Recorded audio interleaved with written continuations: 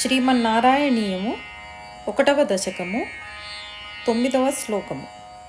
శ్లోక పఠనం. కారుణ్యాత్ కామమన్యం దదతి ఖలు పరే స్వాత్మదస్త్వం విశేషాత్ ఐశ్వర్యాదీశతేన్యే జగతి పరజనే స్వాత్మనోపీశ్వరస్త్వం త్వయ్యుచ్చైరారమంతి ప్రతిపతమధురే చేతనాః స్వీతభాగ్యాః త్వం చాత్మా రామ ఏవేత్యతులగుణగణా ధారశౌరై నమస్తే. శ్లోకపారాయణం.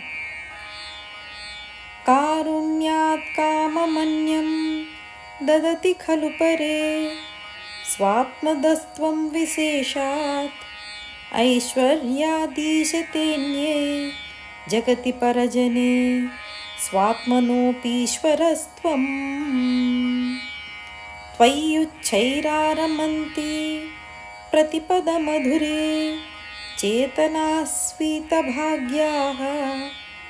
త్వం చాత్మా రామ ఏవేత్యతులగుణగణా ధారశౌరై నమస్తే.